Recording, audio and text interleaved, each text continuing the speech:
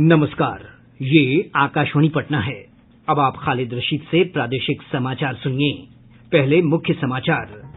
राज्य में कोविड-19 से ठीक होने वालों की दर 85% से अधिक हुई। अब तक लगभग 1,10,000 संक्रमित हुए स्वस्थ। गंगा नदी में उफान के कारण मुंगेर, खगड़िया, बेगूसराय और भागलपुर में बाढ़ की स्थिति अभी भी गंभीर। हिन्दुस्तानी अवाम मोर्चा प्रमुख जीतन राम मांझी के एनडीए में जाने की अटकलें तेज। श्री मांझी ने जदयू अध्यक्ष और मुख्यमंत्री नीतीश कुमार से मुलाकात की। और बिहार पुलिस मेंस एसोसिएशन ने 50 साल से अधिक उम्र के पुलिसकर्मियों की कार्यक्षमता की समीक्षा का विरोध किया। अब समाचार विस्तार से। प्रदेश में कोविड-19 संक्रमण से ठीक होने वालों की दर बढ़कर 85% से अधिक हो गई है। स्वास्थ्य विभाग की ओर से जारी बुलेटिन के अनुसार अब तक लगभग 1,10,000 लोग स्वस्थ हो चुके हैं। वहीं पिछले 24 घंटों के दौरान 1,860 नए मामलों की पुष्टि हुई है, जिसके बाद राज्य में कोरोना संक्रमित मरीजों का आंकड़ा 1,28,850 हो गया है। राज्य में सबसे अधिक 296 मामलों की पुष्टि पटना जिले में हुई है। प्रदेश के 3 अन्य जिलों में भी 100 से अधिक कोविड-19 के नए मामले सामने आए हैं। भागलपुर में 128, बेगूसराय में 123 और मुजफ्फरपुर में 103 संक्रमित मिले हैं। गया में 97, मधुबनी में 95, अररिया में 84, पूर्णिया में 75, पूर्वी चंपारण में 70, औरंगाबाद में 67, कटिहार में 65, सुपौल में 61, गोपालगंज में 58, रोहतास में 54, सारण में 37, समस्तीपुर और मधेपुरा में 31, पश्चिम चंपारण और नालंदा में 30, भोजपुर में 29, सीतामढ़ी में 27, बक्सर में 26, वैशाली और किशनगंज में 24, दरभंगा में 21 मामलों की पुष्टि हुई है। वहीं इस महामारी से अब तक 662 लोगों की मृत्यु हुई है। देश में कोविड-19 से संक्रमित लोगों की संख्या बढ़कर 33,10,000 से अधिक हो गई है। पिछले 24 घंटों के दौरान संक्रमण के 75,000 से अधिक मामले सामने आए हैं। इधर ठीक होने वालों की दर बेहतर होकर अब 76.24% हो गई है। स्वास्थ्य मंत्रालय के अनुसार पिछले 30 दिनों में संक्रमण से ठीक होने वालों की दर ताजा मिले मामलों का 100% है।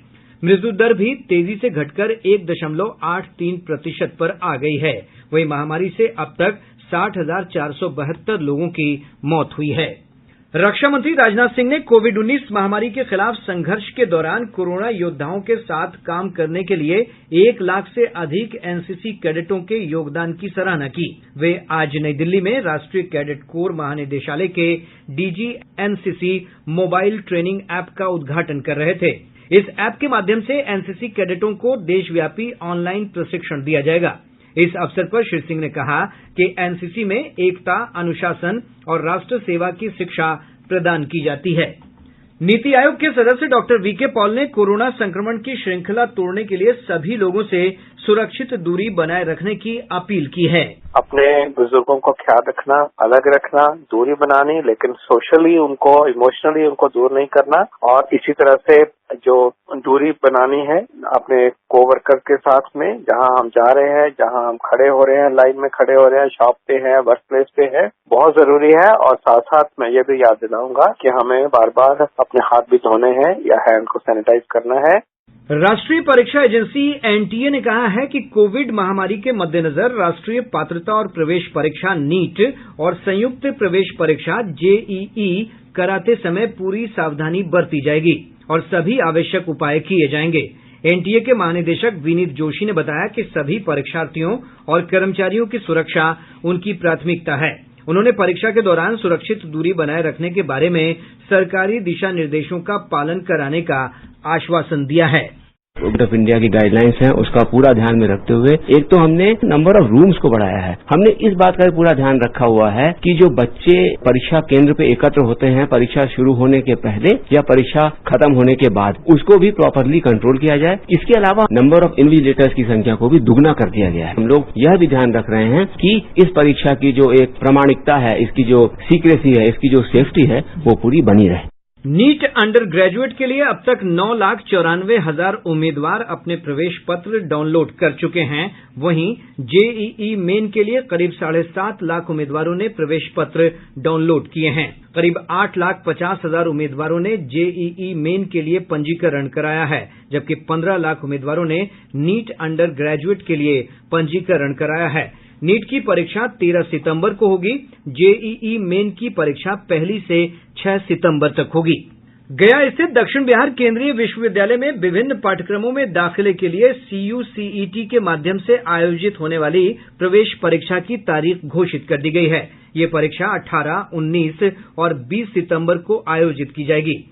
विश्वविद्यालय के जनसंपर्क पदाधिकारी मुदस्सिर आलम ने बताया कि CUSB की आधिकारिक वेबसाइट www.cucetexam.in पर इस संबंध में अधिसूचना जारी की गई है। परीक्षा ऑफलाइन होगी और अभ्यर्थियों को कोविड-19 संक्रमण से बचाव के लिए केंद्रीय स्वास्थ्य मंत्रालय तथा शिक्षा मंत्रालय के दिशा निर्देशों का पालन करना अनिवार्य होगा। गंगा नदी में उफान और गंडक नदी के जलस्तर में जारी उतार चढ़ाव के कारण प्रदेश में बाढ़ की स्थिति अब भी गंभीर बनी हुई है। गंगा नदी के बाढ़ से सबसे अधिक प्रभावित जिले मुंगेर, भागलपुर, कटिहार और खगड़िया हैं। राज्य के अन्य जिलों में बाढ़ की स्थिति में धीरे धीरे सुधार हो रहा है। गंगा नदी के जलस्तर में उतार चढ़ाव जारी है। आज नदी के जलस्तर में बक्सर और मुंगेर में बढ़ोतरी दर्ज की गई, जबकि पटना में ज्यादातर स्थानों पर नदी का जलस्तर घट रहा है। केंद्रीय जल आयोग से प्राप्त जानकारी के अनुसार भागलपुर जिले में गंगा नदी का जलस्तर स्थिर बना हुआ है। इधर सोन नदी के जलस्तर में कमी हो रही है। रोहतास जिले के इंद्रपुरी, भोजपुर जिले के कोइलवर और पटना जिले के मनेर में नदी के जलस्तर में गिरावट दर्ज की गई है। वहीं पुनपुन नदी में जलस्तर में बढ़ोतरी का सिलसिला जारी है। गंडक, बागमती, बूढ़ी गंडक, कोसी और महानंदा नदी के जलस्तर में अधिकांश स्थानों पर कमी देखी जा रही है। कहीं कहीं नदी का जलस्तर स्थिर बना हुआ है। अधवारा समूह और कमला बलान नदी के जलस्तर में कमी से बाढ़ से प्रभावित लोगों ने राहत की सांस ली है। प्रादेशिक समाचार आप आकाशवाणी पटना से सुन रहे हैं। प्रधानमंत्री नरेंद्र मोदी रविवार 30 अगस्त को सुबह 11 बजे आकाशवाणी से मन की बात कार्यक्रम में देश विदेश के लोगों के साथ अपने विचार साझा करेंगे। यह इस मासिक रेडियो कार्यक्रम की 68वीं कड़ी होगी। मन की बात कार्यक्रम आकाशवाणी समाचार की वेबसाइट newsonair.com और news on AIR mobile app पर भी सुनी जा सकती है।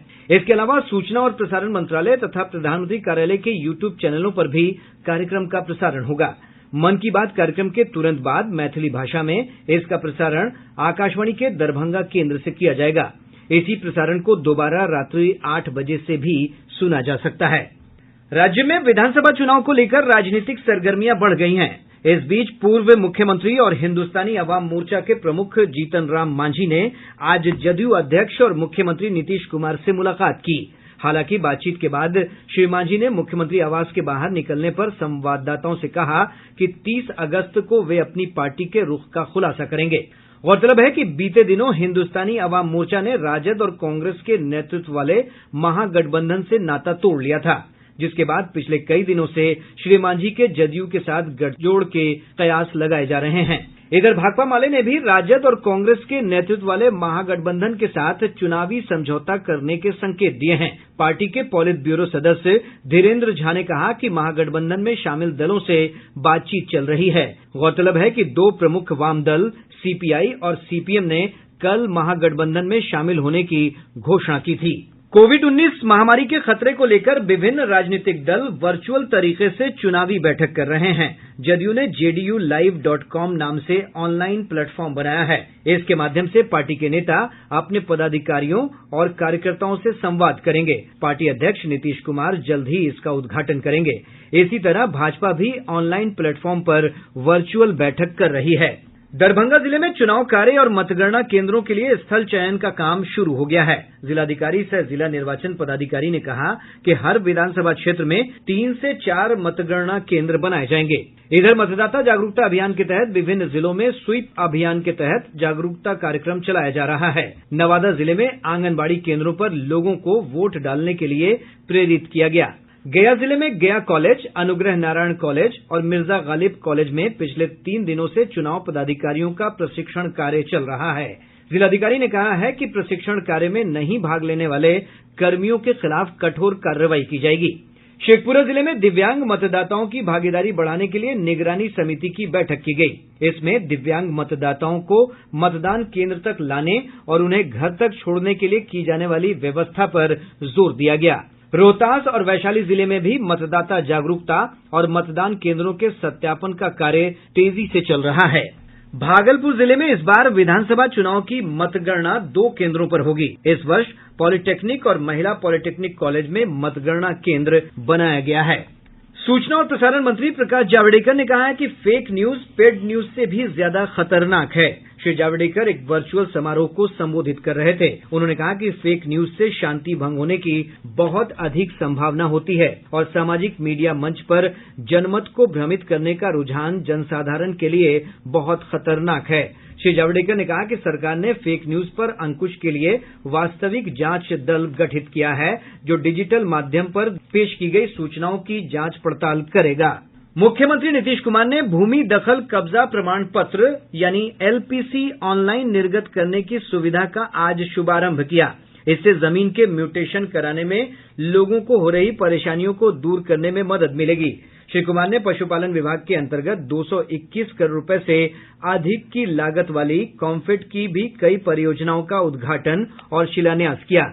इसमें डेयरी संयंत्र, पशु आहार कारखाने, दूध गुणवत्ता जांच केंद्र शामिल हैं। इधर समस्तीपुर जिले के हरपुर एलौथ में 1 अरब 20 करोड़ रुपए की लागत से राज्य का पहला ऑटोमेटिक डेयरी प्लांट आज से शुरू हो गया। प्रतिदिन इसकी क्षमता 5 लाख लीटर दूध उत्पादन की है। इसके चालू हो जाने से समस्तीपुर, दरभंगा और मधुबनी जिले के 3 लाख पशुपालकों को लाभ मिलेगा। मुख्यमंत्री ने गया में 2 लाख लीटर दैनिक क्षमता और हाजीपुर में 4 लाख दैनिक क्षमता वाले डेयरी प्लांट का शिलान्यास किया। इस अवसर पर कॉम्फेड के सुधा ब्रांड के 3 आइसक्रीम, टेट्रा पैक लस्सी और बोतल बंद हल्दी दूध जैसे उत्पादों की भी शुरुआत की गई। बिहार पुलिस मेंस एसोसिएशन ने 50 साल से अधिक उम्र के पुलिस कर्मियों की कार्यक्षमता की समीक्षा के प्रस्ताव का विरोध किया है। संघ के अध्यक्ष मृत्युंजय कुमार सिंह ने पुलिस महानिदेशक को पत्र लिखकर संगठन की ओर से विरोध दर्ज कराया है। संघ ने कहा है कि 50 साल से ज्यादा उम्र के पुलिसकर्मियों की छंटनी का पुरजोर विरोध किया जाएगा। गौरतलब है कि सामान्य प्रशासन विभाग ने पिछले दिनों एक संकल्प जारी किया है, जिसमें काम करने में अक्षम सरकारी कर्मियों की समीक्षा का फैसला किया गया है। इसी संकल्प पत्र को पुलिस मुख्यालय ने राज्य के विभिन्न पुलिस अधीक्षकों और रेल पुलिस अधीक्षकों को भेजा है। बेगूसराय जिले में सिमरिया घाट के पास बाईपास रोड पर एक पिकअप वैन रेलवे ओवरब्रिज के हाइट गेज से टकरा गई। इस हादसे में एक व्यक्ति की मौत हो गई, जबकि 10 से अधिक लोग घायल हो गए। 3 लोगों की हालत गंभीर बताई जा रही है। और अब अंत में मुख्य समाचार एक बार फिर। राज्य में कोविड-19 से ठीक होने वालों की दर 85% से अधिक हुई। अब तक लगभग 1,10,000 संक्रमित हुए स्वस्थ। गंगा नदी में उफान के कारण मुंगेर, खगड़िया, बेगूसराय और भागलपुर में बाढ़ की स्थिति अभी भी गंभीर। हिन्दुस्तानी अवाम मोर्चा प्रमुख जीतन राम मांझी के एनडीए में जाने की अटकलें तेज। श्री मांझी ने जदयू अध्यक्ष और मुख्यमंत्री नीतीश कुमार से मुलाकात की। और बिहार पुलिस मेंस एसोसिएशन ने 50 साल से अधिक उम्र के पुलिस कर्मियों की कार्यक्षमता की समीक्षा का विरोध किया। इसके साथ ही आकाशवाणी पटना से प्रसारित प्रादेशिक समाचार का ये अंक समाप्त हुआ। घर में रहिए, सुरक्षित रहिए और सुनते रहिए आकाशवाणी।